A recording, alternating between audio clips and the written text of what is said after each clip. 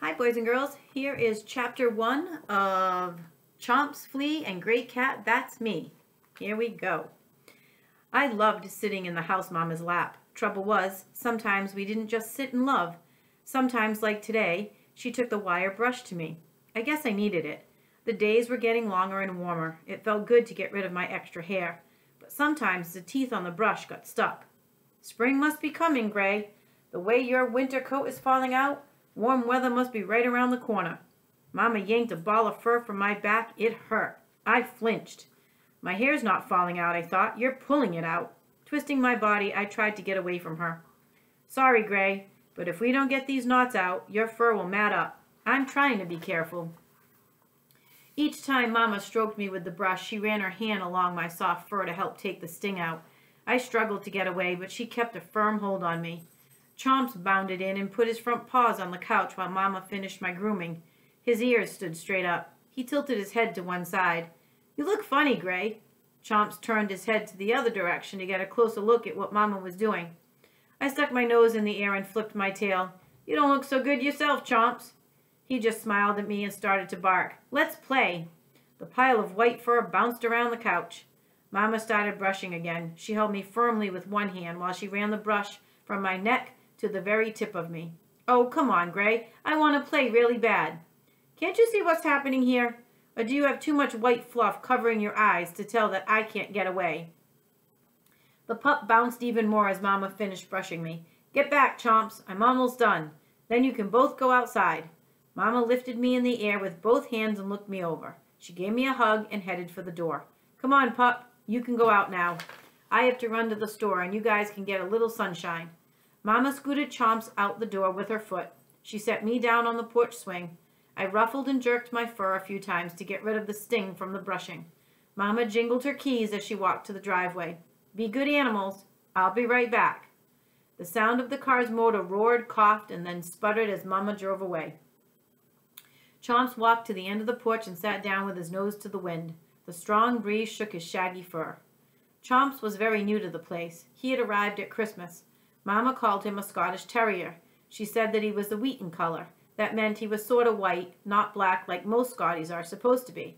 I guess that Chomps was okay. We had become pretty good friends. I smiled while I watched the little puppy snap at the flies that buzzed around. Fact is, that's how he had gotten his name. When the daddy would scuffle and play with him, Chomps would pretend to bite. When his teeth popped together, they made a loud, funny chomping sound. Mama and Daddy thought it was pretty neat to have a little bitty fluff ball make such a big noise. When he first came to live with us, I didn't like him very much. He was wild, he had no manners, and he smelled like a puppy. I tried to get rid of the little fur ball by helping him mess up the kitchen one night. It worked. But instead of just putting the puppy outside for a bit, Mama and Daddy made a bed in the barn for Chomps. There were rats in the barn. They were big, hairy, and they had really sharp teeth. I felt so bad about what I had done, I had to go rescue him. There were too many rats. Callie, the old cat who lives with us, brought the people to our rescue, just in the nick of time. Thinking about those horrible rats sent a chill up my back. Let's play, Chomps barked. When he did, I jumped. He looked up at me. I swished my tail in front of his furry face. Okay, I want to play chase. I'll be it first, I said. The short puppy legs churned as he tried to run from me. He only made it to the end of the porch when I swatted him on the head. You're it. I fluffed my fur and ran to the base of the tree. I looked back. The pup was still standing where I had left him. He was trying to get his stubby little legs moving, but all they did was spin on the concrete. I scooted up the tree to the bottom branch. I sharpened my claws while I waited for Chomps to catch up with me. As soon as he got to the tree, I jumped over him, landed on the ground, and ran to the lilac bushes. Chomps spun around and chased after me.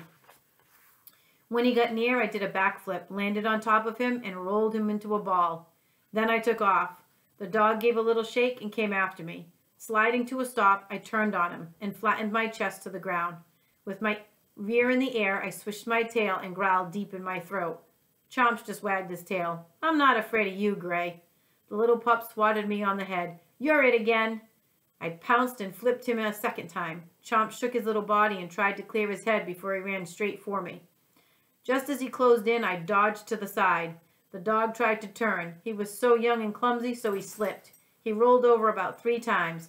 I swished my tail and strutted up to him. Get up, Chomps, you're it. The silly dog kept chasing me and knocking himself to the ground. He was back up each time with more energy. Chomps was always ready to play chase. When I finally had enough, I jumped to the porch swing. The pup stood below me and looked up with his shaggy, hairy face. Let's play some more. I curled up in the corner of the swing. Later, pup. You've worn me out. Chomps put his front paws on the swing. Tell me about your bird again. I can't believe that you have a bird for a friend. The dog stared at me. Okay, but then I need to get a catnap. I told him about the mockingbird mother who lived in the apple tree. She was a good mother, but one of her babies was slow to leave the nest. When it came time for all the mockingbirds to go south for the winter, one little bird stayed behind. She almost starved to death before she jumped from the tree and landed on my back. I named her Flea because she was so hard to get rid of. It was lots of fun helping her catch grasshoppers and learn how to fly. The trouble was, she was afraid of high places. Callie came up with an idea. With a little help from Bullsnake, the snake who lived in the woodpile, we finally convinced the bird that she could fly. I still miss her. I wish spring would hurry so my friend would come back. I had told Chomps the story of Flea lots of times. He didn't seem to understand that a cat and a bird could be friends. Warm, moist breezes made me sleepy. Chomps finally curled up to take a nap too. Suddenly his ears shot up. They were so long and pointed. They reminded me of a jackrabbit's. Hey, Gray, here comes Mama. I perked my ears trying to figure out what Chomps heard. How do you know? I don't hear anything. I recognize the noise from the car, he said. It's struggling to get up the hill. Mama is almost up on the dirt road near the creek. I strained my ears and leaned toward the direction that Chomps was looking. I still couldn't hear anything except the wind. I finally heard the sputtering sound as the car chugged up the road that led to the house. When Mama parked in the driveway, she got out and began talking to the old car. She yelled at it, like she did when Chomps missed the newspapers on the kitchen floor. He did that a lot when he was little. When Chomps heard the tone of her voice, his ears flattened and his tail tucked under his tummy. Another sound came to my ears. The noisy tractor was coming up the driveway. Mama stood at the back of the car. Fists on her hips, she watched Daddy get closer to the house. Chomps perked his ears up again. His fluffy tail wagged, but he didn't move from the end of the porch. I'm so sick of this rattle trap. It wouldn't start when I tried to leave the grocery store. I had to call Jim at the car dealership. He drove all the way across town just to start the old thing for me. Jim says it's about on its last legs. Mama sighed and shook her head. We also need to talk to the county commissioner about this road. We haven't even had a good rain yet, and it's almost impossible to get through the low water crossing at the creek. Here, Kate, let me help you get this stuff in.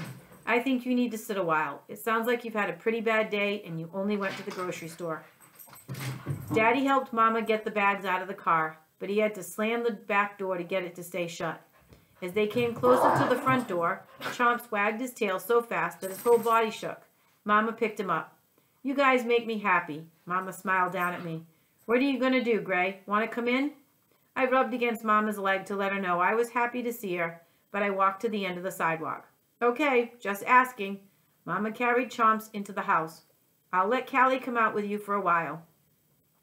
I was still tired from the puppy romp. Callie would take a nice quiet nap with me. I would go on a trophy hunt later. Chapter 2 tomorrow.